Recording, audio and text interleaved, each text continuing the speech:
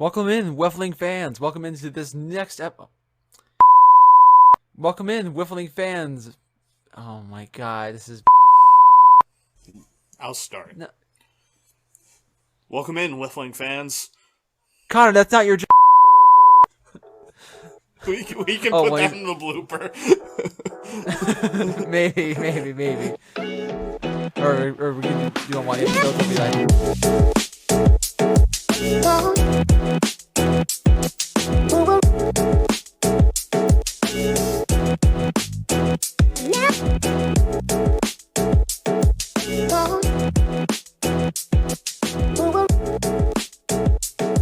Welcome in, Wiffling fans, to this new episode, this new week of the Scuffin It Up podcast. I'm your host, Ben Fiore, being joined by my newly appointed co-host, and so far doing pretty well, Connor DaCosta, recording this episode on Sunday, February 13th, Super Bowl Sunday. Recording myself from Studio B2 in Poughkeepsie, New York, and Connor recording from some unknown bunker in Madison, Connecticut. Connor, welcome aboard, brother. It's been a hot minute. How you been? I've been doing pretty good. Super Bowl Sunday, it's a pretty big day. Obviously, when this podcast gets released, we'll know who the champion is. But ahead of time, who would you say your pick is going into this heavily anticipated Super Bowl? Oof. I mean, to be fair, this whole NFL season's been a lot of firsts. It's been pretty competitive. You know, the AFC was a complete dumpster fire with everybody being themselves this year. But out of that, we had the Cincinnati Bengals, who were pretty darn good behind the man legend they call Joe Burrow. But despite their great run, some of their great wins through a tough conference, I still have to give very much an edge to the Los Angeles Rams. But I think still with just that D-line, I'm going Rams with a confident 10-point win. Yeah, I would agree with you there. I at the start of the season, right when Matthew Stafford got traded, I told my brother, I was like, yeah, that's pretty much all they really needed, because they weren't getting back to the Super Bowl with Jared Goff. Yeah, but then they also got OBJ too at the trade deadline, exactly. so they could add to that offense. And Matty Stafford's hungry. It's like exactly you basically bought yourself a ring. The only thing you gotta do is win it. And exactly. Hey, they're not playing the Patriots and Belichick and now retired Brady, so if there's an excuse, there's no excuse to lose it this time. That's all I can say. That was something when Brady retired. But anyways, yeah, when I told my brother that I immediately thought the Rams would win the whole thing as soon as they traded for Stafford, because they already had a huge supporting cast, and then OBJ further solidified that cast. So he thought I was crazy, and I was like, nah, I'm sticking to it. So hopefully my prediction stays correct. Would I want Cincinnati to win the Super Bowl? Yes. But do I think the Rams are going to blow them away? Yeah. Yeah. I mean, hey, it's still a party. It's still a holiday basically in this country. So I mean, hey, God bless America. Let's play some damn football, and right after that, become the whiff season. So I mean, it works out for everybody. Exactly. But even that being said, it is still, even though wiffle ball season's in the off season now and there's not a whole lot going on, there has been some good news that has been coming out over the past week. And for this episode, we'll be debuting a brand new segment called Wiffle in 180, where we try to give you all the wiffling news and highlights in 180 seconds or less. Otherwise, your free subscription to this podcast is completely free, courtesy of nobody, because I just made that whole part up, as you could probably think of that. But in the other news, let's just get into some of the highlighting headlines we've had over the past week or so since we last recorded. Starting now. Oh, I'm on a timer. Crap. All right, so going quickly. In PLW, the Premier Wiffle League out of Las Vegas, they opened up their season in the past week, and so far through the first week, we have the Night Owls, who are leading the standings 3-0. And their team has been led by former MLB pitcher Mike Towers, a former New York Met and 15th round pick, showing with some nice flashes on the pitching mound and helping this team to a 3-0 record sweep. So some nice things going on there, as well as all the games that have gone on in the past week or so. In other news, switching things a bit more towards MLW, as we just got on the podcast, we learned the unfortunate news that the OB King Ryan Kelly, former Western Wildcat and Atlantic Astro, has retired after 5 seasons. Ryan Kelly was a part of the 2018 Western Wildcats championship team, as well as been featured in multiple World Series alongside his captain Kyle Schultz. He'll be remembered most for his all-time walk selectors and about having every on-base percentage you could ever dare and dream of, even in a league that is so good as MLW. Even also in MLW, they just released the brand new video, The Tour, which is debuting just this past Friday, and showcases all the fun locations and tournaments that they have been over the last year in 2021. Showing stuff they had, such as their Wiffle in the Mitten in Brighton, Michigan, the NWA tournament, United Wiffle, and a lot more. And also the TBS segment, because that's also fun. I haven't got a chance to watch it yet, but I'll be looking forward to watch it. And hopefully, if you haven't yet, you go ahead and watch that yourself. So make sure you go tune that to watch that on the MLW YouTube channel. Continuing with the news, with some stuff coming out of Mid-Atlantic Wiffle on the East Coast. We had some player signings this week, two of which we had Mike Weiner signing with the Dragons, and the very famous Wiffler himself, Rob Whiffman Piervenanzi, signing with MAW powerhouse Earl, joining the likes of Connor Young, Johnny Costa, Kenny Rogers Jr., and a fully stacked roster that will solidify themselves as MAW 2022 title contenders. To also join the fray from Mid-Atlantic for the 2022 season will be the Great Lakes Legion and the Dinos, who confirmed their returns for 2022 after initial reports had said that they were not going to be participating this year, at least with their full rosters. So great to see them in the mix for 2022 in what will be a very wide open and a very diverse field of players throughout the tournament circuit. And that, if I've somehow made it, Connor, is the Wiffle in 180 for this week. How do we do? I think you came pretty close. I wasn't actually doing any timer. I was just making something up in my head and hoping that you would actually take a little bit shorter amount of time. Well, that's the beauty of things. You can just, but cut things out, and I can just be like, psych, I totally made it 180, on the first try, too. Minus Totally. breaks and everything else, but we have made it through. Somehow, some way, but, yeah, so that's the Wiffle news going on this week. I will say, though, I was surprised when we came on. I had mentioned when I went through it, that we just learned that Ryan Kelly had retired from MLW, a very famous player, and a player that has been well-loved or well-despised, depending on how much you value walks in wiffle ball. But, Connor, I mean, have you had any thoughts, chance to internalize the news yourself? yeah, I did. I mean, it kind of came as a little bit of a shock because obviously you never expect someone to retire from the league in a way that's as unexpected as just moving away from the state. You never expect that to happen, but in this case, it did, and you're losing a not a big bat as much as like he never really hit for a good average, but he was always always getting on base, and as you know, he had the most walks in a row, and yeah, if it's beaten in the modern era of MLW, then I think we have to question. I think we have to question again if MLW is truly is truly the powerhouse and truly a good league as people come out to say, even just beyond the technical side, but more the on-field talent. But nevertheless, I will say that even with Ryan Kelly moving out of state, it's not the first time this has happened. I'm not sure you're aware, Connor, but last year we saw longtime Midwest Mallard and Southern Seahawk Noah Davico retire after a long, I believe, 7-season stint. And after that, he moved all the way to Maryland, or he was at least in Maryland during the summer. And he actually made a guest appearance in a league down there called NCF Wiffle. He played for a team. I think he played for the Nighthawks, I want to say, or the Hawks. Yeah, no, it was the Hawks. I'm thinking about it. He played for the Hawks for I think a game or two while he was down there and made a guest appearance.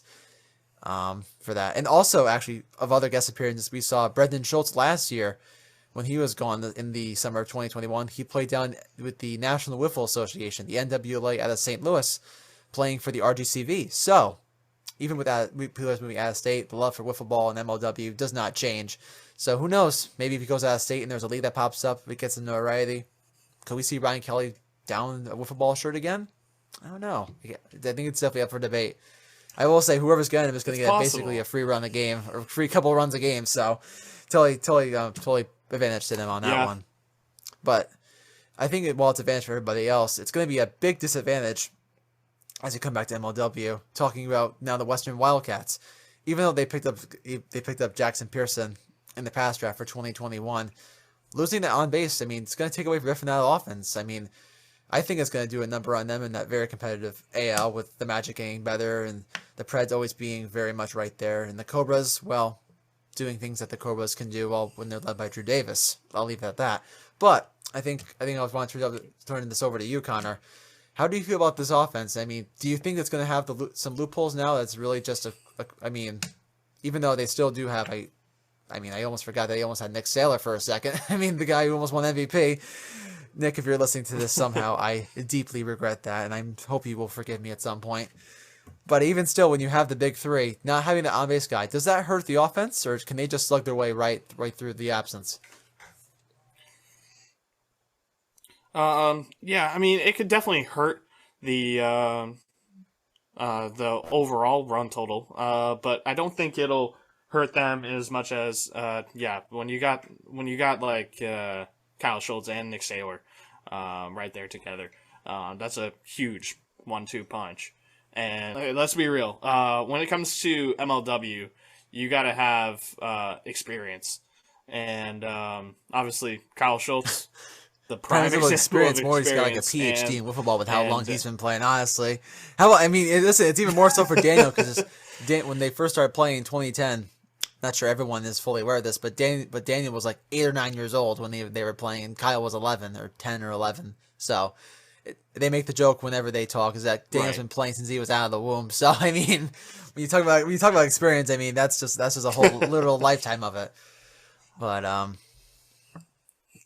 yeah, at the same time though, I think Kyle's obviously he knows already what he's going to get from any pitcher in the league. Like he's seen all of the pitches from every type of arm angle you can imagine.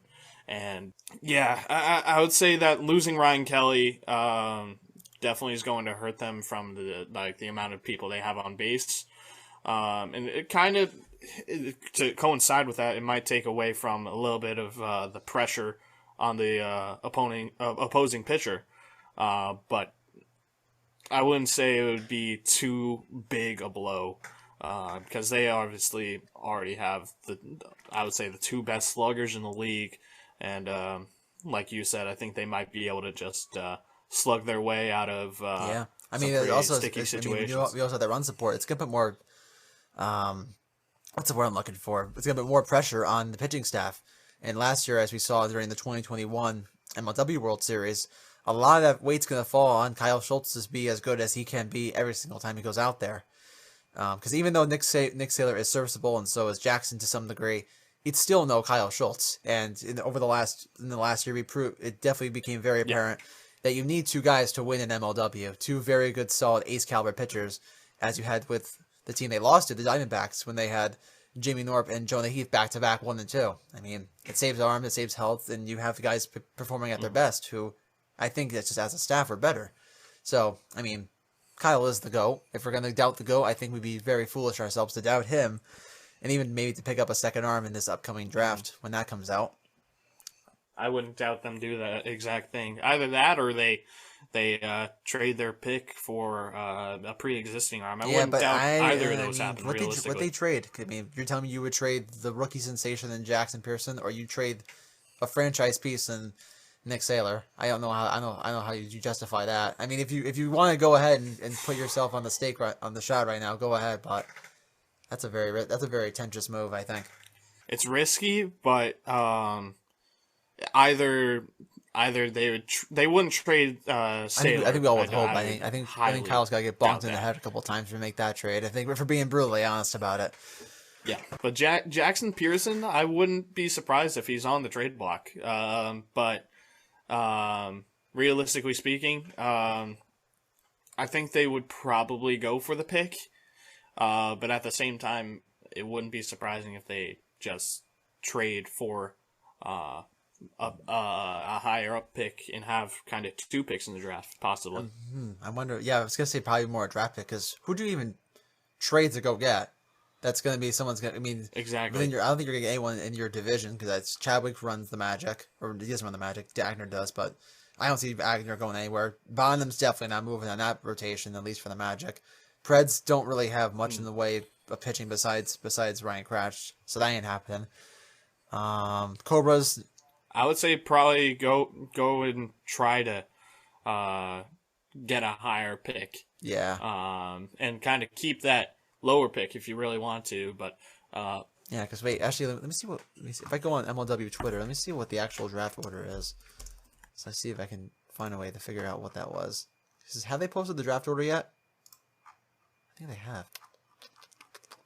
Here's draft order. I finally found it. So right now the draft order from as of when this was posted on January 15th, we got Mallards 1, Preds 2, Cobras 3, Eagles 4, and they have the Wildcats only have 1 pick at 7.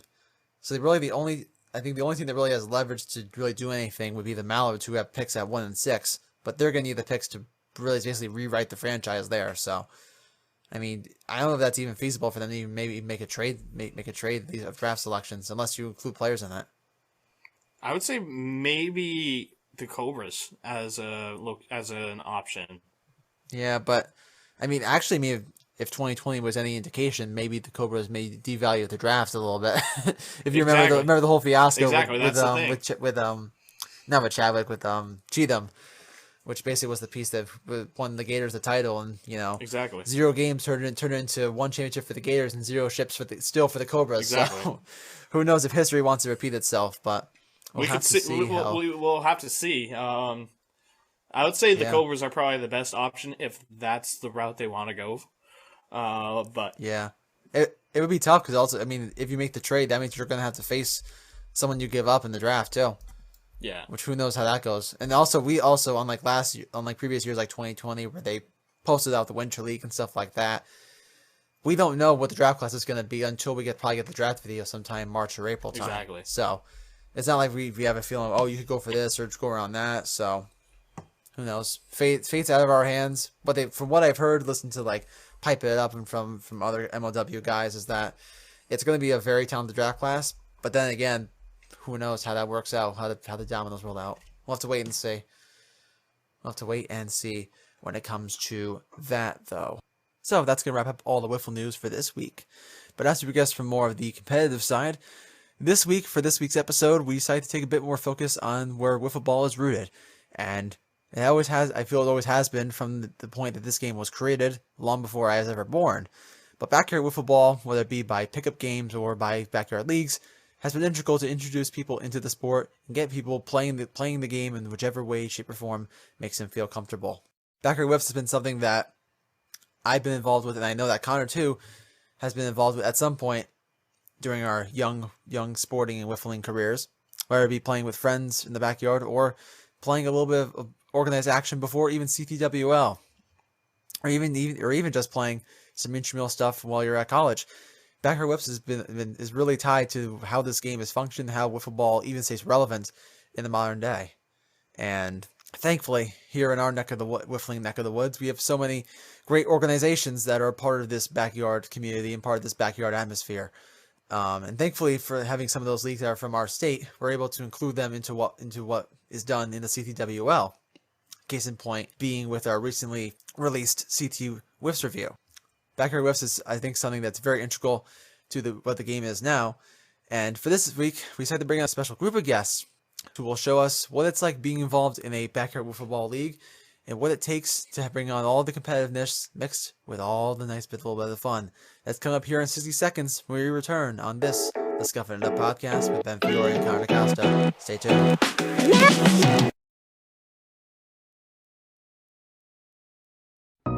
Podcasts, we listen to them, we binge them, and we certainly love them. But have you ever pondered creating your own show? You may be discouraged. Creating and distributing podcasts can be expensive, time-consuming, and involve hours of learning to just get one episode done. Why go down the path of spending hundreds of dollars when you can get podcasting without spending a dime? Thanks to Anchor, you can do exactly that.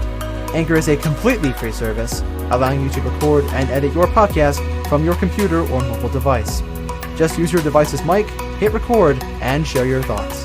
Add some music and effects to add some flair to it, and when you are done, Anchor will distribute your work to all major podcast platforms for you. Spotify, Apple Podcasts, Google Podcasts, and many more. You can also monetize your podcast using curated ad reads to make money off your podcast, all with no minimum listenership. With Anchor, there is no learning, no setup, and no organizing fees. It is everything you need to make a podcast, all in one place, all for free. Join me and the Scuffin It Up podcast, as well as thousands of other shows like this one. Download the free Anchor app wherever you download your apps, or visit anchor.fm to get started. That's ANCHOR.FM. Anchor by Spotify, the easiest way to make a podcast.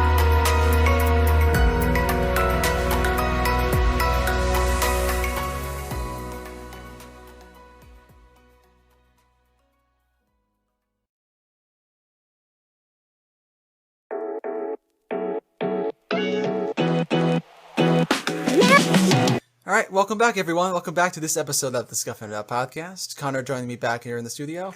And as we continue our discussion of the Backyard League discussion and how backyard leagues have developed all over the state, we decided to get some expertise from some fellow wifflers in the backyard realm themselves. Today we have joining us from the Darien Wiffle Ball League, we have Commissioner Braden Schenck and former league and current league MVP Gordon Washburn. If you guys can hear me, give me a shout out and welcome to Scuffin It Up. It's a pleasure to be here. Yeah, well, thanks for having us. Yeah, of course.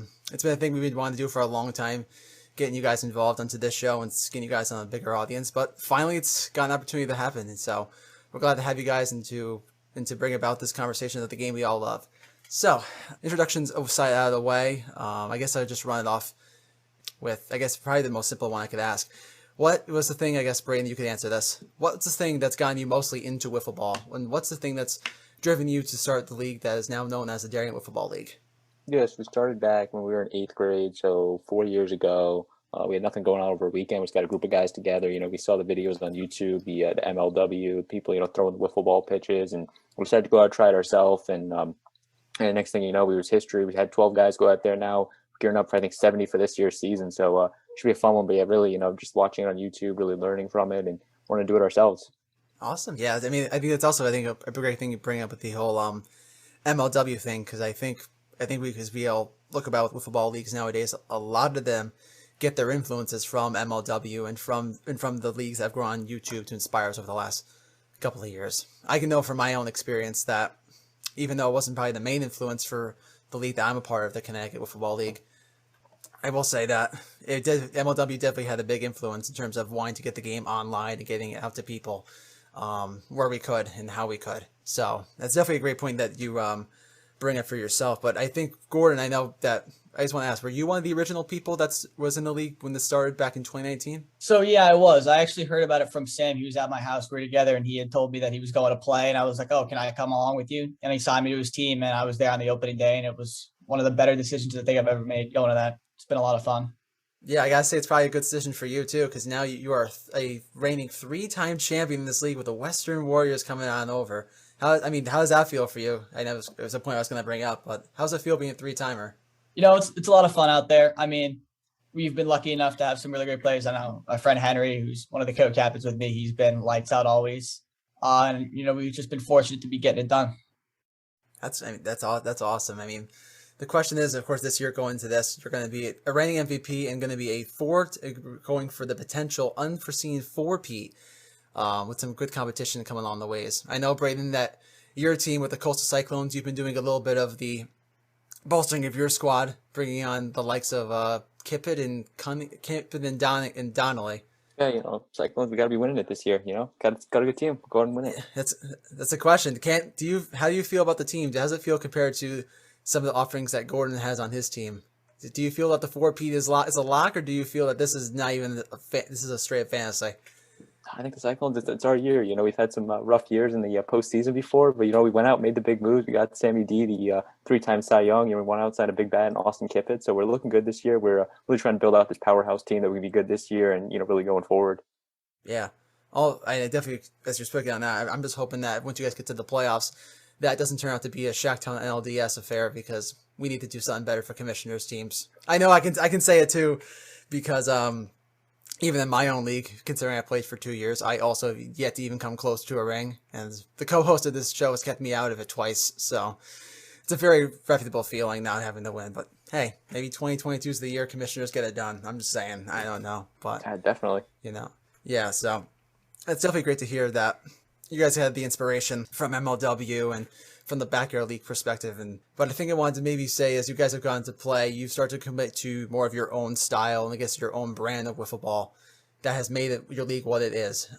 If you could say, I don't know if Braden or Gordon, you want to go ahead and give this.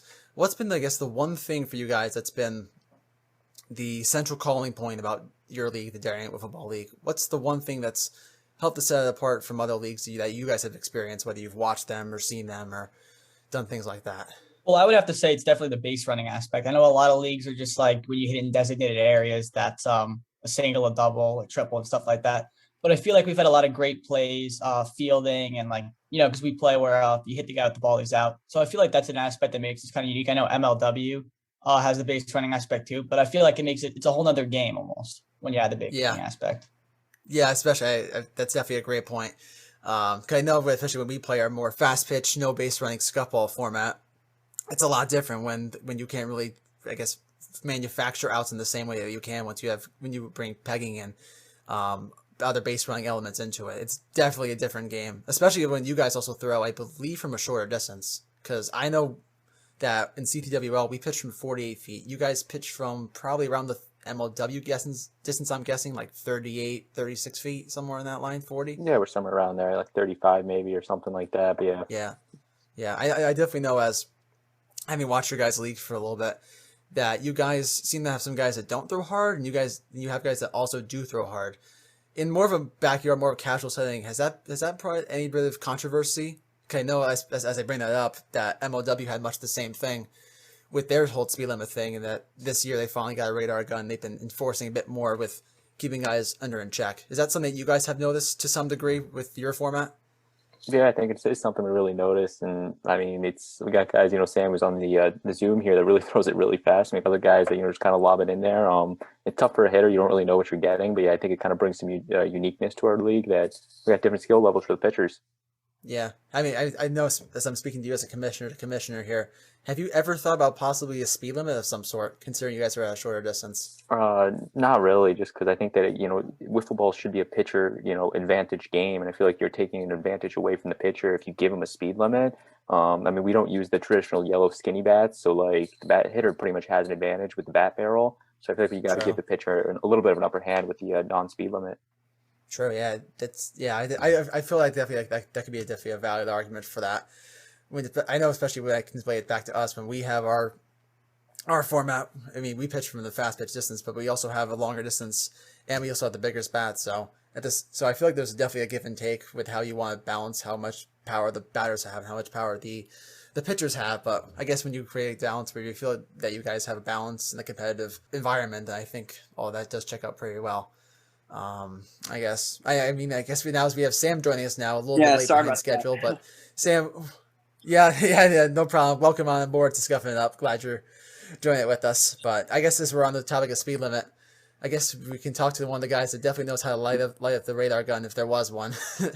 I know the last couple of years, how have you been feeling, I guess, the whole pitching thing, knowing that a lot of the times that you've had a fair continued amount of success in the league throwing as hard as you have? For me, it's just about throwing strikes, and for some reason, when I throw it hard, I could throw strikes a lot easier. Yeah. Throw it somehow. That's funny. Yeah. Throw it hard. I think you throw it pretty hard from the videos that we can watch, but yeah, that's fine. No, I just feel like sorry, the harder I throw, I feel like the more accurate I am. That's just for me, at least.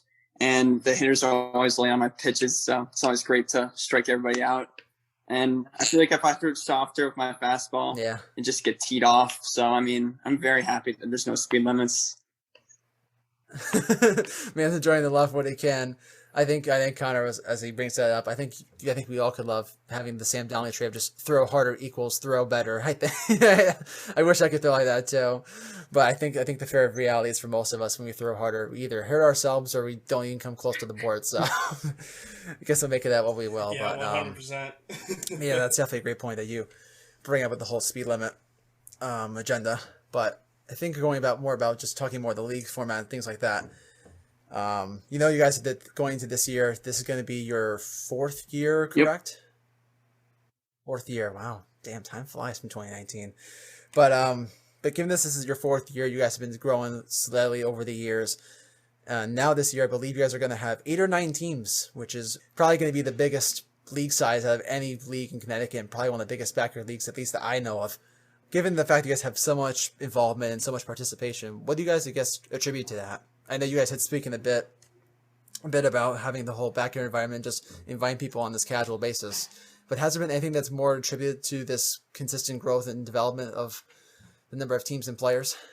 Well, I feel like one of the biggest things is everyone's kind of have their own groups of friends and stuff like that. So if one person joins, it's been pretty easy for them to say, hey, oh yeah, hey, I'm going to play wiffle ball. You want to start a team with me and stuff like that. So we've definitely made it really easy to start teams. Like pretty much if you come to us and you say, hey, I have guys, can I start a team?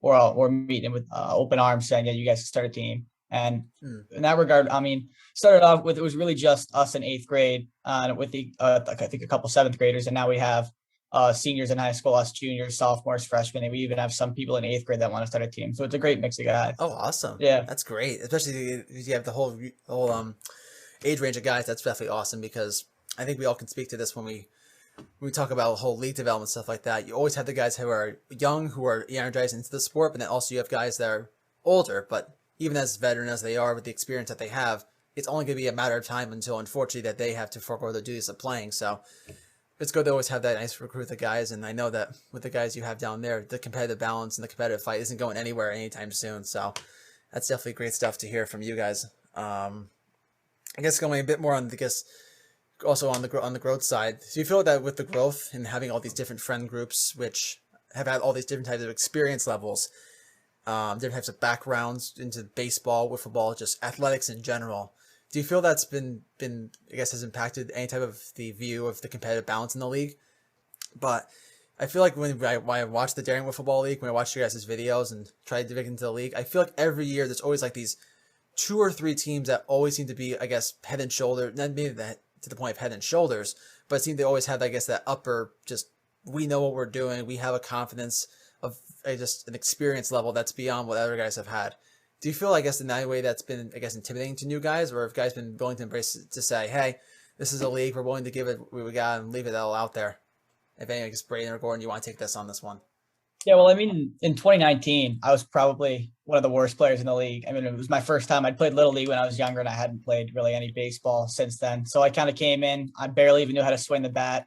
I threw some strikes, just kind of lobbed them in there, and got knocked around a bunch. Didn't really play too well. And then, even like on the weekends and stuff like that, when the league's not in session, we still get a bunch of guys go just play on weekends. And I feel like instead of it being intimidating, it's motivating, because it made me want to go out there and, practice some pitches when I can and stuff like that. And I feel like that's made it a lot more fun for me, because now I've gotten to the point where I'm able to compete with the top guys like Sam Donnelly on the mound and stuff like that. But yeah, it's been a lot of fun like that. Yeah, that's definitely awesome. And I guess Connor, I mean, I guess we can speak for our own experiences. I'm not sure, I guess, it's motivating when you're going against Zach Siff when he's a first-year player either. So, I mean, it's a different world. It's a much different world for us when you have a guy who's chucking maybe close to 85, 90 miles an hour from that distance. It's a reason why his name comes up in the middle of this interview. I think it speaks volumes to that a little bit. It doesn't even matter if he was like a first year. If you can throw that hard from that distance, you're just going to dominate. Forget about it, yeah. Well, at least I can say I have more contacts off of him, more balls in play than you did. So, average is probably worse, but I mean, hey, at least I tried. I gave it something, but... You're really going to go there, aren't you? I can brag about something. I mean, my team came in dead last this year, so I have very little to brag about as it is. You can brag about him throwing lefty and you hitting a home run off of him, even though he's a righty? I guess I can. It counts. Statistically speaking, it counts. But yeah, so I guess going off that, just diving into just a little bit of our shenanigans, a little banter between Connor and I, as we go about our experiences, and I guess that every year there's always, I guess, this memories, or over the years there's always these memories that stand out to us as being the wow, this is what we did, this is what we accomplished, and that we're always proud to just say that, hey, that I was involved in this particular moment that happened, whether it be an on the field thing, off the field thing. Regardless of what it is, there's always just that moment that stands out. To I guess any of you guys, Gordon or Sam or Braden, if you guys have an input on this, has there ever been a moment over the last couple of 30 years, going on your 4th, where you said, "Wow, this is something that I was actually able to pull off Yeah, I think the big thing was I think it was our second year, 2020, during the middle of the whole global pandemic, world shut down. We were able to play through that, and we actually, get brought some normalcy back to people's lives. The fact that you basically spend 6 days all isolated, and then that one day you could go out, play wiffle ball, see your friends, and I think that was kind of really a proud moment for me, at least. I don't know about the other guys, but like just bringing people back together in a world that we were so disconnected from each other and so apart from each other, but you look back on it, it's like it's crazy the fact that I mean, we did take the measures needed, the CDC, masks and the social distancing, but still, just being able to play through a pandemic and really, bring people together in a time that no one really could do it any other way. Yeah, it's definitely been weird the last year and a half, 2 years with the whole wiffle ball experience, because we've been playing and growing our leagues, even though it's been to more outside forces than the actual virus itself. I feel like this has actually been a weird time for wiffle ball. We've seen the growth in both, in backyard formats like yours, and then in the more competitive formats such as NWLA, United Wiffle. We've seen more of a community efforts on a regional and national level. So wherever it's been with wiffle ball in the last couple of years, it's only been up from here, and I think that's been more the benefit with wiffle ball in the last couple of years, is that we've had no distractions to it. It's just been us playing the game, and people have just been locked into it because that's I guess what's been around. Do you find that, Braden, to be a problem, I guess, now as you're going into leagues, and I guess you guys are also getting older, so priorities and stuff are going to change for you guys in the next years, if it hasn't already? I guess, do you find that to be a problem for your guys? Or do you feel like this is something you guys are able to overcome or adapt to as you have in the past? I think we've definitely been more of a problem as we keep progressing. Like last year, we had a ton of issues with guys, getting work or, playing a sport, and it kind of became tough scheduling games. But I think it's going to continue that way, especially, because we're mostly juniors, we're going to start looking at colleges and, getting involved in all that stuff. So I think it might be tougher as we move forward. But I mean, I know the group of guys we have, they're great guys. We'll still persevere, get the season in, get games in. So, I mean, I'm not that concerned about it, but it could be somewhat of an issue here to start the season. Yeah. Yeah, let's definitely hope for that for better, because I think I can speak for Connor too, as we're fans of your league and paying attention to all the wiffle ball going around. We're definitely hoping that as the season comes up for you guys in a little less than 2 months, in the early parts of April, that you guys hit off with a bang, and that the Western Warriors start 0-2. So we'll have to see how it goes. But for probably everyone's attendance, it should be a very entertaining season to watch. Regardless, I guess as we're talking 2022, is there anything you guys want to go ahead and plug and share with regards to the upcoming season? Anything you guys have been working on, league-wise, team-wise, individually-wise, that have gotten you pumped up for the new season? I mean, we got a couple more teams this year. Like, already one that's officially a team, the Black Bears. And we're trying to get another one to even it out to 10 teams. And you are looking at 10 teams. Crazy. Yeah. Oh, wow. I thought it was done once you guys had the Black Bears in there, but I'm like, oh, we got more. I'm like, damn. No, we actually, look at you guys go. So we revealed the 8th team. It was actually kind of funny. I was actually working this past weekend, and a kid actually came up to me, and he's like, "Are you the Darien Wiffle Ball Commissioner?" I'm like, "Yeah." He's like, "I have a team." So I mean, yeah. Braden Schenck turning public celebrity, Wiffle Ball Commissioner. You love to see it. Literally, this past week, we got this whole 9th team up, and we got him a logo. He's got a roster, so we're excited to get them playing this year. That's awesome. Yeah, we're gonna try to even it out at 10 though this year. Yeah, if you get the 10, that's gonna be pretty awesome, because I think if you're at 10 teams, that's probably the biggest wiffle ball league that definitely I've seen, I guess, on any level in our region. And that's just not Connecticut. I think that's probably New England. I think Connor, is there any other leagues that you're thinking of that probably are bigger? Because I can't think of any. No, I really can't think of any, 10-team leagues when we really think about it. I mean, even ours, we originally thought about getting 10 teams in the first stages, and then COVID comes, and we're just like, and then that's lucky to have 4 the last 2 years. we're like hoping. Yeah, reality hits in, and we're like, crap, great, awesome. But who knows? With this whole post-pandemic stuff, maybe we get a little luckier with our situation. But hopefully. Anywho, this isn't about CTWL. This is about DWBL. So we'll save the banter for later. But as we talk going to 2022. Do we have any players do you guys think that on your teams, or anyone you've been watching or friends with, any players do you think they're going to stand out this year and make an impact that we haven't heard of yet? Well, I mean, this could be kind of obvious, but, yesterday weather's getting nicer around here. It was like 55-ish. I had Sam over, and we played against each other a little bit. And my not so bold prediction is that I think Sam's going to repeat again with his 4th straight Cy Young. And I'll go a step further, and I'll say I don't think he's going to get up a single run all year. That's my bold prediction. Wow. because the way he was Wow. lighting me up yesterday. I think I grounded out to Oh. him just once out of like 10-ish at bats or something like that. But yeah, that's my bold prediction. Hey, listen, you wanted pitchers league. I guess you're getting it with Sammy then throwing the heat. Yeah, so definitely. I guess you're getting what you asked for on that Yeah. one. Sammy, while you're here, anything you got to comment on your personal development that Gordon's alluding to here? Any secrets you want? Any trade secrets? I mean, my velocity's been increasing, and I started off with one pitch, a fastball, and I've developed into now a riser and now a drop ball. So I'm trying to get a little bit more variety to maybe trick hitters, get them on like off-speed pitches. And yeah, as Gordon was saying, I was over at his house yesterday, and Gordon also looked pretty good on the mound. I didn't get a hit off of him either. So I mean, he could obviously be an MVP again because he's a good hitter. And I feel like he's a good pitcher too, so he could be an MVP candidate. Wow. Connor, you hear that? Donnelly might be having the drop ball on top of his fastball. I'm kind of scared. That's kind of scary. That's kind of scary. I'm like, oh no. If I'm just saying this, Sam, if you can throw that ball as fast as your fastball, I don't think anyone's gonna. It's not gonna be. But as listen, fast. I'm not sure anyone should even bother getting the board stepping up to the plate against you. And I guess kudos to Gordon for trying. But I'm like, I don't even know on that one. That's pretty at that distance. That's pretty tough. I'm not gonna lie. If you can throw it the right way. Actually, yes, I'm bringing it up.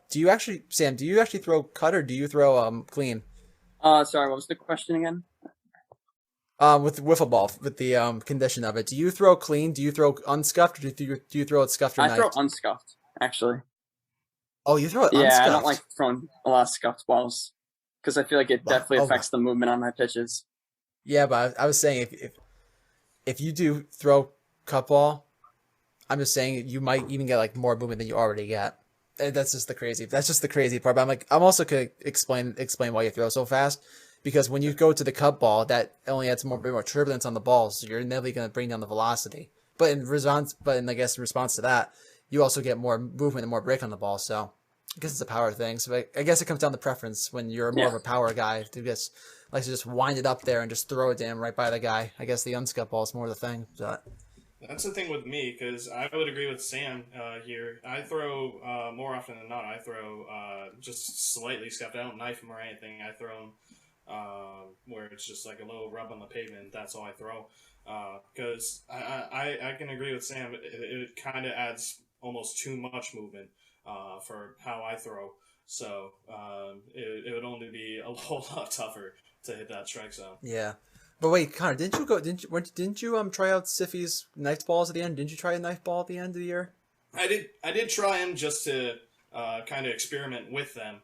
And yeah, as you can tell by the pitching performances at the end of the year, I didn't do too well. So well, I didn't do well either. Yeah, I was the third best pitcher and still an ERA of 8. So speaking of that, which I still suck this year, but yeah, I guess going off that 2022, Braden, have you been up to anything? Have you been preparing yourself to manage this new look fire powered Coastal Cyclones team? What's been going on in your neck of the woods? Yeah, well, the big thing for me is after the 2021 season, I kind of took a step back from my playing career. I'm like, because I'm not that good either, to be completely honest. So I really just want to put my mindset, towards the team, put the team first, get a championship. And I went out, made the big move, signed Sam Donnelly. I think the day after the World Series, first move of the off season. And I went out, got the big bat and Kip it. And really just some smaller guys here and there that I can tune in or here and there. So really just looking to put the team first, use my baseball, analytical mind, put the team, give them some hope here, because we've had some rough goes this last couple of years, and try to win a championship. Yeah, and definitely with the guys you got in that roster, with you having Sam and Austin going 1-2, I really like that pitching lineup. I guess from my own personal perspective, no diss to what Gordon what you're doing with yourself and Henry, but I guess when you have a good 1-2 in an opposition like that, could we say it's a 2022 DWBL World Series prediction? 100%. I don't know. I'd be down for that. I mean, listen, if there's any money on, I'll do a little parlay right now. I'll set it up right now. We'll bet freaking. I don't even know. Connor, do you have Monopoly money? I have no idea how the heck a parlay even works, so don't ask me about it. I don't even know. I don't even bet. I mean, but hey, it just became legal in New York State, so I mean, I guess it's on the board maybe. at least for me, I don't know, but we'll have to see about that. I guess we'll, please, as always, since we are a family-friendly podcast, make sure you always check on your loved ones if they are gambling. And if you have a problem, make sure you do call 1-800-GAMBLE. Oh, no. Scuffin It Up is not responsible for any illegal or gambling abuse while on stream. But Why? I had to put the plug out there as a disclaimer. Well, I decided to put gambling into a family-friendly show, so we needed the random disclaimer in there, I guess. But I don't know. It's been one of those. It's wiffle ball. I mean, it gets serious, you know. Bet Twitch points or something. I don't know. I don't know, but yeah. So I guess for 2022 coming up in the pipeline for you guys, I guess Braden, I'll turn over to you. Opening day matchups. Is there a matchup set in sight? Even though you guys are looking for teams. Yeah, I think the big matchup that we kind of set was the Shacktown Wiffle Ball against the 714 Whifflers. A lot of those guys, are big competitive people with each other, so they're big friend groups. I think they wanted to square off on opening day, and we totally would give it to them.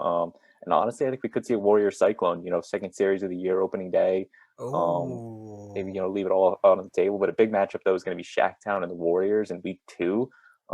Week 2? Yeah, wow, that's Braden going big time on the primetime games. I like it. Yeah, that's got all the implications based on the award show we did this year. A lot of rivalry between Shacktown and the Warriors. People thinking they should have gotten this award or that award. And, it was the whole, fight the head of the award show. And they said they were going to settle it, week 2. And we said we would give it to them. So it's going to be a big matchup. And Brandon's just basically turned into the commissioner of UFC. Where it's like, hey, if you want it, we'll give it to you. Put it on an island, put it anywhere, put the cameras on it, make it happen for real. But that's awesome. Yeah. That's awesome. I'm definitely looking forward to that one because that could be a series with an absolute barn burner. Yeah. Given the fact that if Shacktown can get its pitching together, that could be very interesting. Because wait, I was saying, they picked up Cunningham, right? They did. Oh, okay. So they have pitching there. Only problem is, can Simeon Dahl pick up the pitching wise? I guess now is the number 2 if I'm thinking about this right. That could be interesting.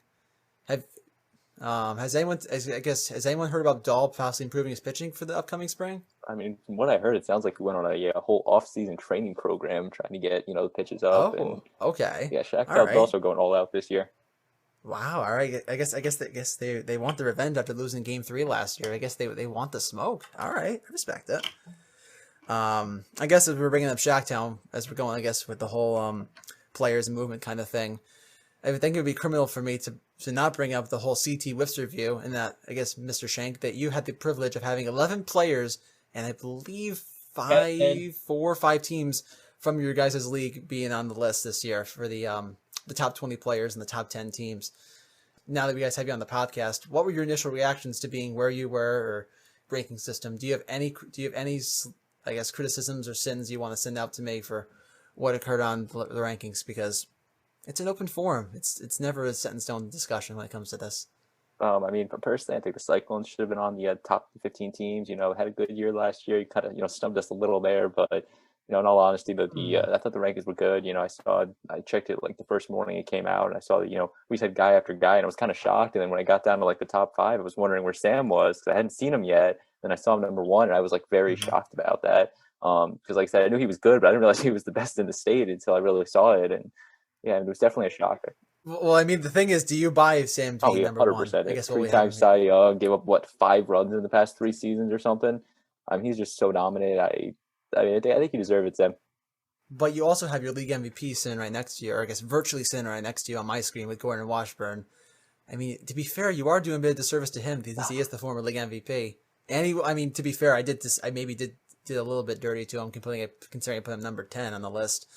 But I mean, there were good players on the list, and I feel like with how Gordon played last year, I feel like if he plays as well as he did last year, this year, he's going to be up there on the list. I definitely see that happening, at least from what I can view on the YouTube videos, at least with the algorithms. But I guess with the whole risk review, I guess we got Gordon and Sam here with us. Gordon, do you have any reactions for me? Do you want to crucify me for putting you number 10, or do you want to give the humble answer here and say that Sam deserved number 1? You know what? I mean, even though I won the MVP over him, I definitely think he's probably more of an impactful player than me. I mean, he's won it 3 straight years, and it was a tough race. I think Braden could say that Sam and I in that MVP race was really close.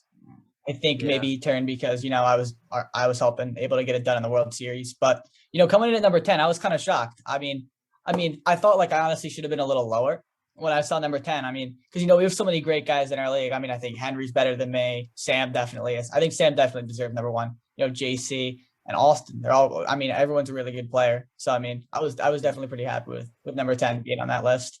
And I mean, hey, Warriors got the number 1 team in the state, so. True, you do have that. Yeah. So I mean, you get the consolation right there. So that's all good. Yeah. All good and stuff. Having the team recognition in that regard. Yep. But also, I mean, I was remembering this right. I should have just pulled up the whole damn rankings before it even came on the show. It would have been good to have with me. I think I had. Did I have Cunningham top 5? If someone remembers it before I do, kudos to you. I want to say you had 4. I think I have 4 on the list. I think Henry was 6. Yeah, Henry was 6. He was on there too. He was up there. I mean, Gordon, you basically had your whole team in the top 10. So I mean, I guess you were living pretty well as a manager on this whole rankings thing. I must say. Yeah, I mean, I think most of the players besides I think Henry and myself were all year 2 players. You know, when I was in the Elephants with Sam in 2020, we brought in Cooper Puff, we brought in Teddy Calorie. Who else did we bring in, Sam? Brought Jason Rideout. Some other guys like that. Yeah, Jason Rideout. So yeah, that was kind of like my first year, like really of all the leagues. You know, I was an Elephant in 2019. And, you know, I think Sam forgot to tell us when the playoff games were going to be played, and we ended up forfeiting because none of us knew we were playing. But, you know, after that, I think I got involved a little more. Sam and I stepped up, both became co-captains and brought some new guys to the league. You know, Teddy Calorie and Cooper Puff, they're both really great players now. And, you know, we brought them when I was traded to the Warriors in 2021. We brought them over too as part of that trade. And, you know, and then we had a lot of success this year. I mean, we won the Warriors' 3rd straight championship. So I thought it was a success, and those guys, you know, I think they were both in the top 25, if not honorable mentions. So I mean, yeah, a lot of those guys, we have a lot of great players in the league. I think we're gonna have even more better players this year. I mean, we got some guys putting in work in the off season, and I think it'll be interesting to see who's going to perform well, because I think we can see a lot of new faces at the top of the league next year. Yeah, I mean, I guess if you're going down that can of worms, are there any rookies or any guys that you guys haven't played against yet, but have had the tumblings that hey, this guy could be something else, or hey, this guy could be the difference maker that we haven't seen yet? And just any of the teams, or Braden, because you do a bit more of the business with the team side. If you guys have heard of anything. I think the big thing is the Pacific Patriots, the team that's really been the joke of our league for like 3 years. They basically went out, complete remodeled, signed a bunch of kids from another town who, I mean, the captain, Charlie Salmer, says they're going to be good, so we don't know. But they're all very athletic kids, and I think if they come out, give it their all, they have a chance to be a solid team this year. But I think the one rookie I'm really looking forward to seeing this year is Teddy Smosky, captain of the Black Bears. I think he's got a great baseball background. He's really got the skill, and I think it's going to be interesting if he can translate it to wiffle ball. Does he play any competitive levels? Does he play like AAU, Legion, any high school stuff? I think so. He's actually part of our freshman team, so he hasn't even had a baseball season yet for the high school. But I know he played. Is he young? He's that young. He's young, but I know he played Babe Ruth. He played on the travel teams. He's a great baseball player, and like I said, I'm just interested to see what he can do out on the wiffle ball field. Wow. So I guess at least from the resume perspective, he is commissioner approved. But the question is he going to be DWBL approved? That's the question I guess we're going to see with the Black Bears in 2022. I guess with all the teams, who will come out on top? I guess you may have all preferences with your own teams winning the championship. Continue, you also guys will all be on good spots and be in relatively competitive spots.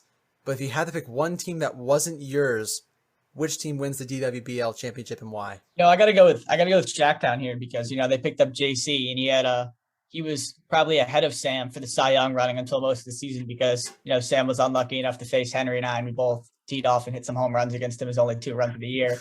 But I think Jack Cunningham allowed 1 run through most of the season, I think, going to the playoffs. So they got him now, and Simeon Dole, he's got a good arm. I mean, I think he's going to be the starting quarterback on the varsity football team this year.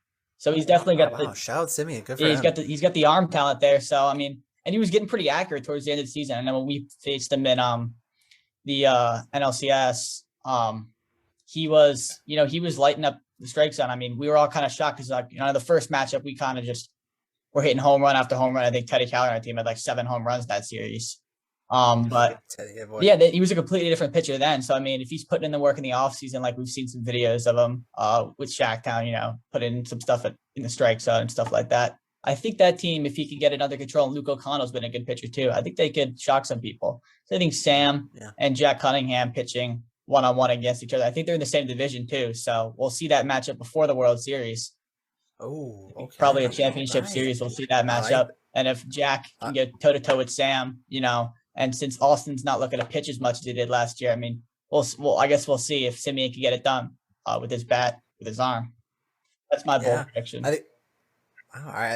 To be honest, I'm glad you brought that up because I will admit, if I had to pick someone to win this year that no one's expecting, I probably would go on the Shacktown route because, as I was saying, I guess in an earlier episode of the podcast, and probably alluded to a bit when I wrote the rankings, I'm a bit of a Simeon Dolphin. I'm not gonna lie, with the whole lefty swing and the whole lefty arm action, because I know you guys don't have much in the way of lefty arms in terms of, I guess, comparable pitching, at least in terms of lefty arms. So I mean, if he gets good, that's a whole nother arm angle that you've never faced. You guys don't face regularly, if much at all. So having to face that, plus that whole lineup of guys that were coming good at the end of the year, with the likes of O'Connell, McMullen, Dahl, you add Cunningham to that. I gotta be honest, it's pretty good. Is it Warriors 4-peak? Knock him off good? Is it Coastal Cyclones good? I don't know. That I don't know. I feel like that we're not going to know the answer until we get to July and August in your guys' playoffs. But it's a damn hell of a good conversation to have, though. Braden, Sam, do we have any predictions from you guys? Do we have any other team but you guys? You have to pick one. I agree.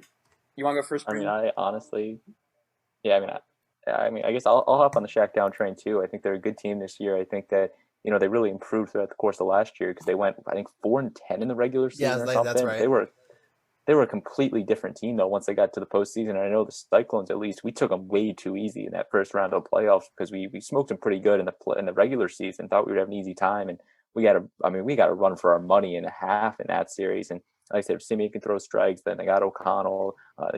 JC's a great addition. Plus you got like Davis depth, and they got a whole lineup of guys that they got the depth. Mm-hmm. And fielding is a big part of our league because we got a bigger field, and they have the fielding, they got the glove skills.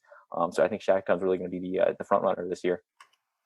Sam, are you going to make this? Are you going to make this a unanimous Shacktown poll, or do you have a different disposition here? I think it's going to be Shacktown as well. I just think they have a lot of talented arms. Wow.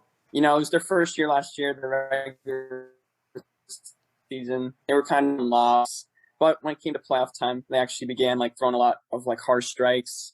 They had 6 men in the field, huge advantage. Any ground ball was basically an out against them. As Braden said, they have spectacular hands. Simeon Donnelly won the Gold Glove, and I feel like they're just all good hitters. So I feel like they're definitely the team to beat this year. Yeah, that's definitely interesting. To be honest, I did not expect everyone in this room to say Shacktown. Unless, Connor, you want to say something other than Shacktown if you want to. But I think from what we were recording last episode that you seem to be on the hype train too. Yeah, I'm on the Shacktown hype train. I think for a little bit of a different way to say things, I think I'm going to say that the Black Bears are going to come out of nowhere. And Whoa, bro. Right. Hey. Listen, I said make a bold prediction. I didn't say make a bold prediction out of the fabric of the universe. Hey, did anyone predict the Risers to go on and have the season that they had? No, but then we watched Zach Siff for one pitch, and we realized that they were going to win the championship. Had it not been for you guys pulling a miracle of your own too, so you never know. Hey, what do I know? Never know. I put an MVP at number 10, so what do I know, honestly? But realistically, do I think Shacktown is going to have the best shot? Yes. Do I think the dark horse is the Black Bears? Yes, I do. Oh wow, he's hopping on the Simoski train. Wow. I did not expect that. You set me up, though. I thought we were going with the whole panel going Shacktown. But I guess Simeon, you didn't hit the whole 100% completion rate from the panel here. But listen, you got more votes than the Alcohol Defenders had wins last year, so I guess you have that to look forward to this year. But yeah, that's definitely interesting to hear about that with the whole team's perspective and how everyone's feeling about that. But as I'm trying to bring this whole thing around. Just going into 2022, I guess as I guess in an earlier question with the whole building up the league and what have you. I guess going forward, Braden, I guess as commissioner, I think I want to turn this question over to you. What, I guess, in the next short term, 1, 2, 3 years, however long you are able and privileged to do this, what is the goal? What is the next step for Darien Wiffle Ball League to take itself to the next level? You guys have already achieved this a lot with the YouTube views and getting over social media and find yourselves with nearly being half the players in the Whiffs review this year. So given the fact you guys already accomplished so much for what you've done in just 3 years, going to be your 4th. What's the thing you feel that the league needs going forward to take it to the next level, to help grow the game and to help grow the sport we all love. Yeah, I think that's an interesting point you bring up. Just not bring or expanding the league really, more just to the league at least, or the way we view it is we're trying to get more in the community, more involved. I think we're trying to do like a community tournament or something over the summer, really, and try to get more involved and get more people embracing the game. And 'cause I feel like we're kind of at the point where we like. I mean, the social media isn't really our top priority. We're all about going out there, having a fun time, making connections, and like I said, the social media is just kind of the side part of it. But like I said, I think our big thing is we just want to get more rooted in the community, more just I guess just involvement in like the recognition in the community, because we got some, but really upping that to the next level, and I think a community tournament for a charity or something really could be a big step in that advantage. That'd be awesome. Yeah. Listen, hey Connor, if that tournament comes along, I need you to send an email to everyone and get the boys going, because we definitely will send the CTWL All-Star team for that one. Oh, 100%. We could use the tournament for that. Yeah. Listen, I'm dead serious. If there's a tournament for that, I'd definitely be down to go to that and give it a try. But we'll have to see how that makes out. But I guess across going the board, Gordon, if you turn the question to you, where do you feel DWL could take the next step in terms of growing your guys' league? I know, guess going out the community, if you feel the same way that it's going to be more of a community base, or do you feel that there are other avenues that the league can grow off of in the short term? Like Braden said it pretty well. We're definitely centered more around just the gameplay and guys going out there and having fun, and then filming the games and getting them on YouTube is almost secondary. We've had some discussions. I know Braden, Sam, myself, and Henry, discussions with like our school's administration. I think we're going to get a wiffle ball club started. It's been a little tough because I guess it's supposed to be year round. So obviously when it's snowing and stuff like that, you can't really go out and play. Yeah. But towards the end of the school year, I think hopefully end of March, something like that, we'll have a school club going like that. So people from the school can enroll like that and then say, hey, at the end of the school year, if you guys want to keep playing, if you liked it, come join a league, start a team and stuff like that. And that'll definitely help with the community aspect like that, because it'd be easy to set up tournaments and stuff like that for charity, raising money, and just kind of like helping out the community. But I feel like growing our social media following, it's just kind of come naturally. I think, Braden, what are we up to now? How many subscribers? 480, I want to say, something like that. Yeah, I mean, it's been really awesome seeing that people, from all over the country are following us. Like we have some pretty loyal subscribers that are commenting on all our videos. They got favorite teams and stuff like that. So it's been really cool that that's come out of this, because it really did start as something just us having fun. And it's awesome that other people who, don't really live close and can't really make it in the league are enjoying it for themselves too. Yeah, that's definitely awesome to hear. Especially, I think Connor and I can speak on a little bit more of a personal level when it comes to this. That Connor and I actually went to a private school which pulled from guys all over. So I guess you guys have the advantage for you guys that you guys all have a school where you guys are all in the same town, and considering that you guys are a league that focuses in that one town, you can use the institutions that are already there and use that to build not only just publicity for wiffle ball, but publicity for your league too, which is fantastic. So I mean, I guess in a way, as the water bottle falls beautifully down, that turns into I guess a nice feeder league for you guys, and from there you can turn it into possibly more teams, and who knows, maybe the next Braden Schenck, the next Gordon Washburn's an 8-year-old kid waiting to be discovered. But who knows, maybe I'm just getting ahead of myself in 10 years time. But that's definitely awesome to hear, though. Because if that comes through, that'd be really awesome to have that. And who knows? Can we say maybe we could see some championship game from the feeder league possibly make its way to YouTube? Because I think it'd be interesting to see that. Yeah, I mean, we definitely discussed that. I think 2020, 2020 we actually had like a fall season and stuff like that, where we played like a fall season like that. That's right. Where it was kind of like we had just like teams we kind of made randomly to hopefully get people that weren't usually on a team together all to play together and stuff like that.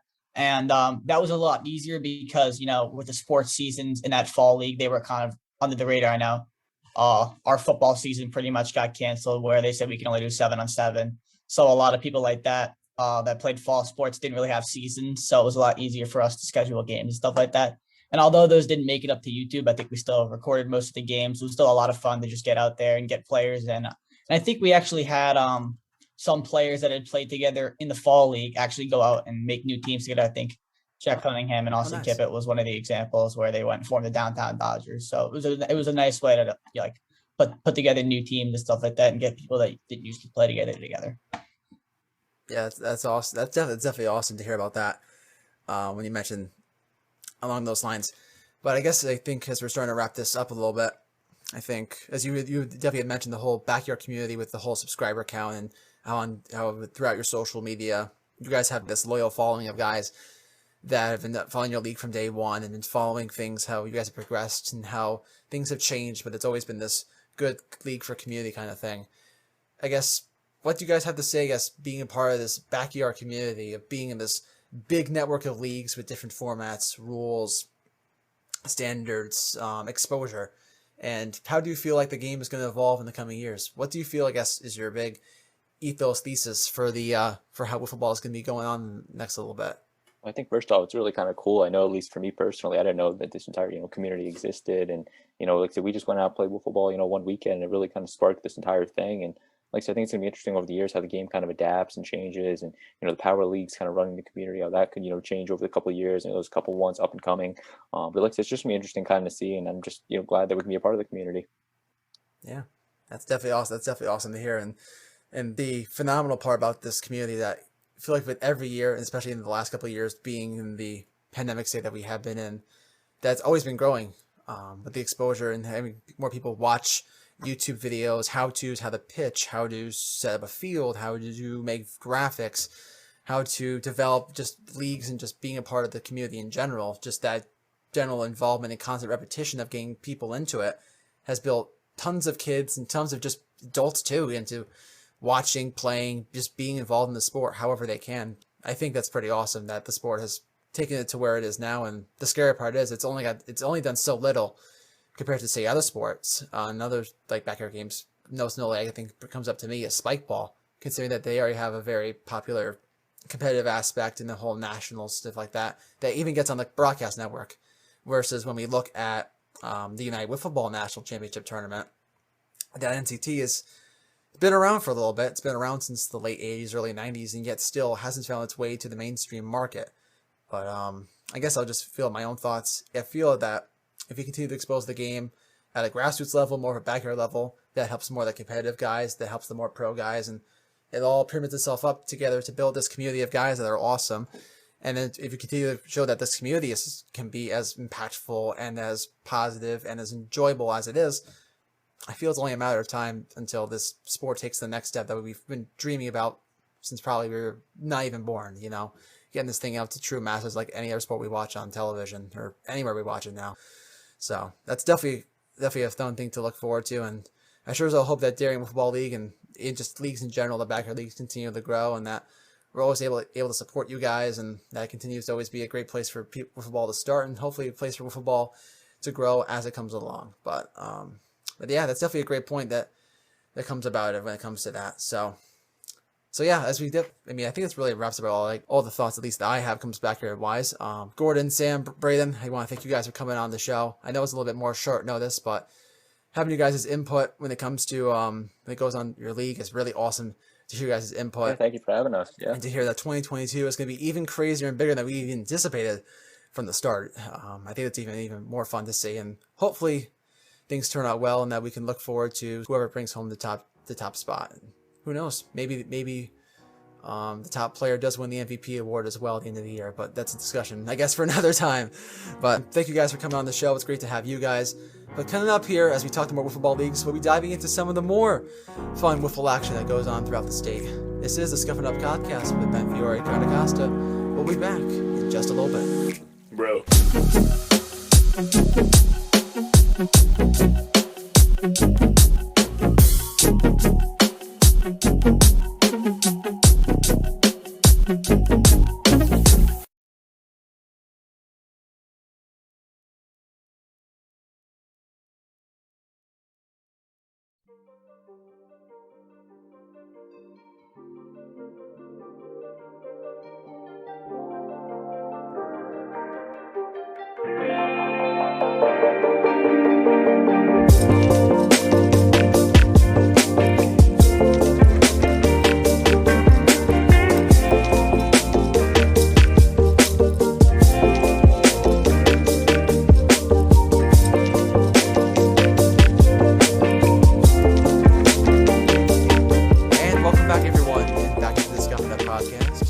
To you from our fantastic interview from our folks at the Darien Wiffle Ball League. A big thanks out to Braden, Gordon, and Sam.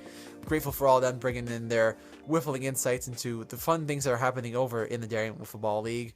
A league that I definitely will say is on the ups for being one of the better backyard leagues that I've been exposed to, and I'd say it's probably the best backyard league in the state. Connor, how you feeling about that statement? Yeah, I mean, I think we talked a little bit about that in the interview itself, and yeah, I would agree with you there. There's really no one else that I think is doing a better job other than Darien, and they're really professional about things, and yeah, I mean, I don't think there's really any other 10-team league in the state of Connecticut, let alone many in the country, that can really go head to head, toe to toe with Darien Wiffle Ball League. So, yeah. Yeah, listen, as we were bringing up earlier, that we've seen like MLW guys playing in other leagues. I think it's the only thing that Darien needs to get before it becomes legit. So, a big shout out to a fellow commissioner. Big shout out to Braden and all the guys on that executive board. Not all of them are with us, but for the ones that were with us, we again thank them for their time. And even just thinking more big picture from Darien and from what they have, I think it's certainly when you have leagues like that you feel very confident that the future of the backyard league system, not just in Connecticut, but just the interest of backyard wiffle ball, is just going to be strong for a very long time. I think you could probably say much the same thing there, Connor.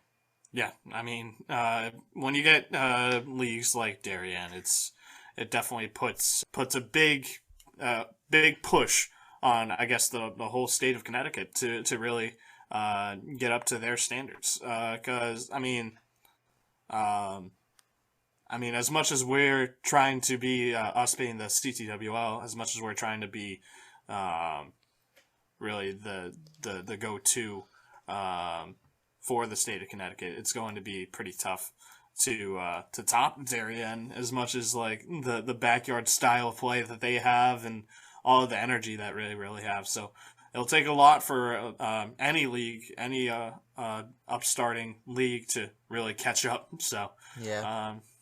But even I mean, listen, you don't have to beat Darien from day one. That's how most of this league started and how Darien started. So exactly. I think if you give it being a little bit as they were. But even as like Darien had said, they were kind of just in the right place at the right time, where they had the guys at the right age, and they weren't exactly as committed to other things in life going on.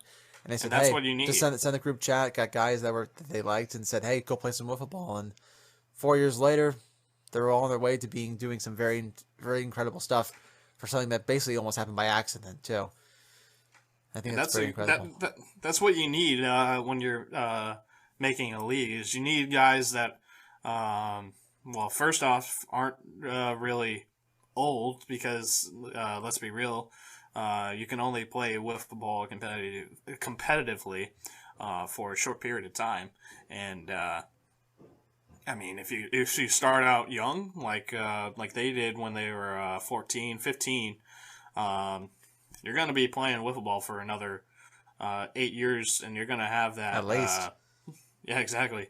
And you're going to have that competitive drive all the way through, because you're playing against your own guys, realistically. So you're going to want to beat the crap out of the other guys. But yeah, there's going to be definitely a long-term commitment if they're just going to kind of have that cycle going over and over and over again. Yeah, they said that too about the Fear League, which I never suspected them to have. But I guess that's the beauty of having a backyard league, where you're consumed in just one town or one specific geographic area, that they're pushing to have now. I guess a bunch of guys are going to hopefully play into that, and who knows? That's maybe the future 5-year-old Timmy that's going to play in DWBL in 2035. But hey, if there's a kid that are named Timmy that wins DWBL, I expect someone to go back to this podcast and be like, remember when that kid named Ben recalled that Timmy was going to win the MVP in 2036? We said it here first. Yep. With the Southern Fajitas, I mean, that's just the magic of football, I guess. I don't know. I was thinking, is it some name that would somehow get someone's interest? But if that's also the name too, then it might just be. That's the best name in wiffle ball. That would be the best name. I don't know. I mean, Shoreline Breakers is pretty good. I will give you credit. No. It's pretty simple. I mean, another I've heard of teams. I got Trash Pandas. We got the Chais. We got C4. Oh, come on. I mean, you got the Sons of Pitches. That's like one of the, true. you do have that, yeah. I mean, considering you're of age to take that as the way it should be. But anyway, mature audiences, mature consent aside. I mean, that still is rated PG, so. Where it is, it depends how far you want to take it in your own mind. Maybe PG-13. Hey, it's just artistic subjection. That's all we're gonna say. We're gonna say we'll leave it out there. We'll let you all make the decision on that one. So, anyway, mature topics aside, it's still, I think, something very good. And I don't know if Connor, if you want to share your thoughts about where you think the backyard game is going at this point, and do you feel that backyard wiffle isn't going to be the future of it? Because as far as I'm concerned, I think it's hard to say that without backyard leagues, the competitive structure that we're going for, and even just the more not hyper necessarily, but higher levels of wiffle ball wouldn't exist to the level they are. I feel like they're kind of just interconnected between the two, really. Yeah, I would agree with you. Yeah, when you really think about it, it's it kind of starts off with backyard leagues. I mean, MLW was quite literally a backyard league, or I guess a front yard 10-year-olds who put up a fence and now have every single mad lad watching them. I mean, they weren't really a backyard league. I guess they were a front yard league. But I mean, if you want to get technical, I guess. I mean, unless you say you have the floor plan for the Schultz house, in which every single person in the MLW community would like to know where that is, because that will become a heritage site like today.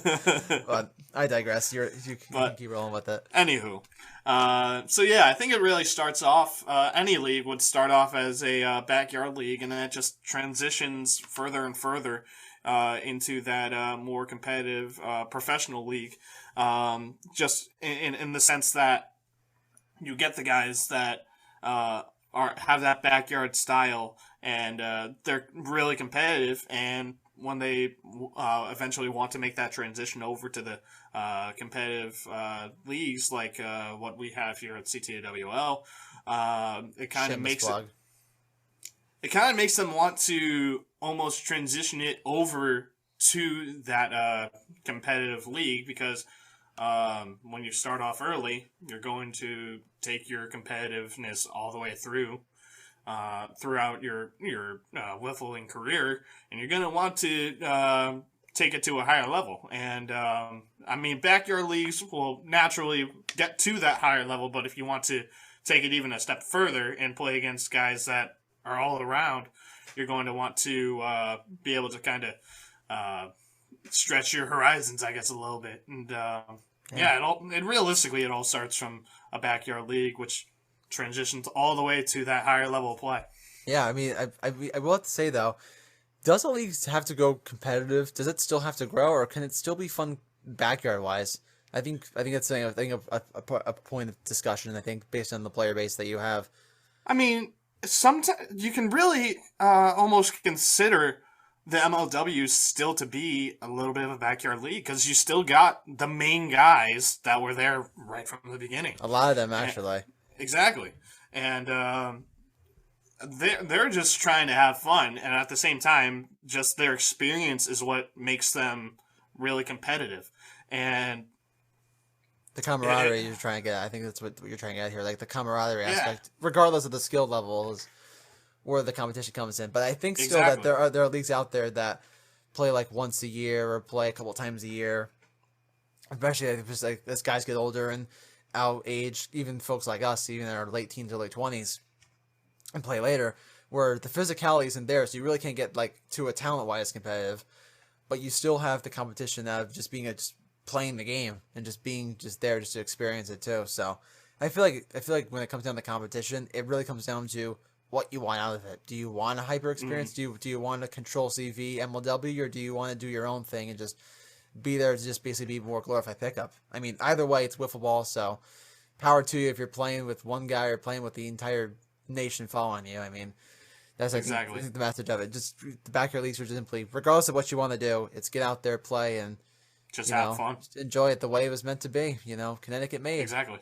So I think it's definitely an interesting point that throughout the year, I think this definitely won't be the first time we cover a backyard league, and I hope it's not. But I think definitely as we throughout the year, that would definitely like to focus on bringing other backyard leagues and just leagues in general to this great wiffling community that we're so blessed to be a part of, and a league that hopefully you guys will enjoy to experience with us as the season progresses. But on that, I guess, interstellar type note, as getting very philosophical about this, we're going to go ahead and wrap this episode up of the Scuffin It Up podcast. We thank you all for tuning in for this long-winded episode. But if you're in the mood and would like to stay up to date with everything going on with the Scuffin It Up podcast in the whiffling world, you can make sure to follow us on Instagram and Twitter at Scuffin It Up. That's at SCUFFINITUP. And again, that is on Instagram and Twitter. Maybe someday we'll have a website too, but unfortunately we don't have that at the moment. But hey, getting us the views, getting us the support, we'll look to get more ways to get involved, and who knows, maybe some more behind-the-scenes stuff as the show progresses. But that's it for me. Connor, if you have any last bits here, I don't got anything before you. Look like Ben, I want to go watch the Super Bowl. I want to go support the Bungles right now and Joe Burrow. So I think that's a good reason. So to everyone out there listening, let's hope that the Super Bowl is good, and hopefully we're not spoiled after all the instant classics we've had over the years past. We can tell where Connor's going, more with the Bungles, but I'm going more with the Rims on this side of things. I think Nice Trevor gets it done. I'll call it right now. I'm gonna call a score right now. I'm hoping the Bengals win this whole thing, but I'm saying we're going. So you're hopes. hoping the Rams win, not reality. Oh, you're going against Joe Shiesty? Come on, man. Come on, man. Of course. We have Jimmy Neutron for a coach named Sean McVay. The guy's got to win one. He's gonna get one. He's gonna get one sooner or later with that offense. Come on.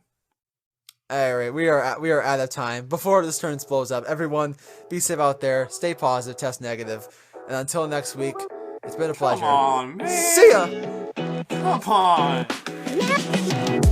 on.